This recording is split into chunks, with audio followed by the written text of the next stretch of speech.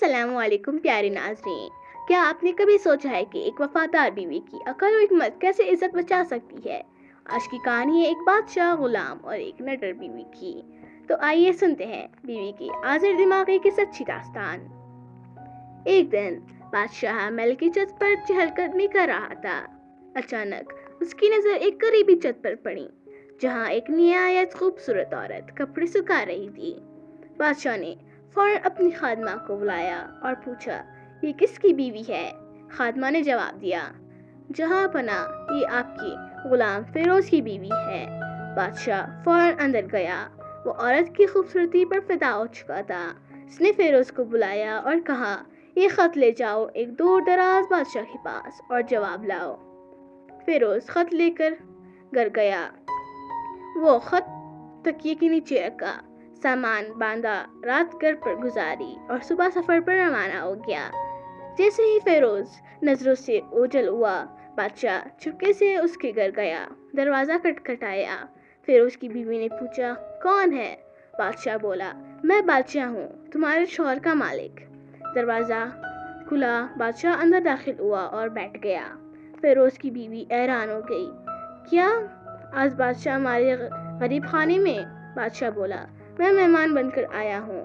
فیروز کی بیوی سب کچھ سمجھ گئی اور کہا، میں اللہ کی پناہ مانگتی ہوں اور اس طرح آنے میں مجھے کوئی خیر نظر نہیں آتی۔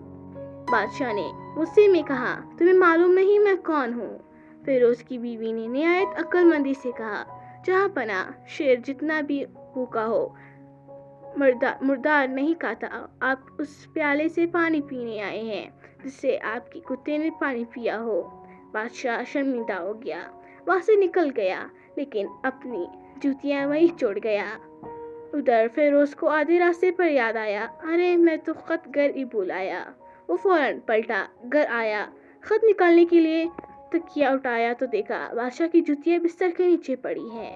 فیروز سب کچھ سمجھ گیا، چپ چاپ خط لے کر روانہ ہو گیا۔ فیروز نے خط کا جواب لا کر بادشاہ کو دیا۔ بادشاہ نے خوش ہو کر اسے 100 دینار انعام دیے۔ فیروز بازار گیا، عمدہ کپڑے اور تحفے خریدے۔ گھر آ کر بیوی سے کہا، چلو تمہیں تمہارے میکے لے جاتا ہوں۔ بیوی خوشی سے تیار ہوئی۔ فیروز واپس آیا۔ 1 مہینے گزر گئے، نہ بیوی کو بلایا نہ خبر لی۔ آخرکار بیوی کے بھائی آئے اور پوچھا، فیروز ہماری بہن سے ناراضگی کیوں؟ فیروز بولا، میری طرف سے اس کا کوئی حق باقی نہیں، جو کرنا ہے کر لو۔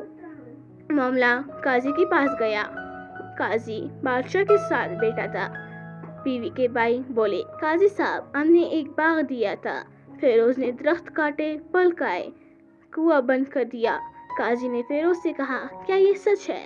فیروز بولا، میں نے باغ بہتر حالت میں واپس کر دیا ہے۔ قاضی نے پوچھا، پھر باغ واپس کیوں کیا؟ فیروز نے جواب دیا، ایک دن جب میں باغ میں گیا، شیر کے پنجوں کی نشان دیکھے، ڈرا کہ کہیں مجھے نہ کھا جائے، اس لیے باغ جانا چھوڑ دیا۔ یہ سن کر بادشاہ، جو خاموش بیٹھا تھا، بول اٹھا، فیروز بے فکر ہو کر اپنے باغ لوٹ جاؤ۔ قسم بخدا، شیر آیا ضرور تھا مگر کچھ بھی نہ توڑ سکا، نہ کھا سکا، نہ کوئی نشان چھوڑا۔ میں نے اتنی مضبوط دیواروں والا باغ کبھی نہیں دیکھا۔ فیروز کو بادشاہ کی بات پر یقین آ گیا۔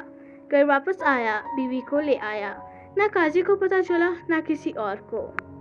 تو ناظرین، اس کہانی سے ہمیں یہ سبق ملتا ہے کہ گھریلو راز کسی پر ظاہر نہ کرو۔ عزت عقل سے بچتی ہے، حوصلے سے جیتتی ہے۔ تو ناظرین، اگر آپ کو یہ ویڈیو پسند آئی تو ہمارے چینل کو سبسکرائب کریں اور بیل آئیکن دبانا نہ بھولیے۔ ملتے ہیں اگلی ویڈیو میں، تب تک کے لیے اللہ حافظ۔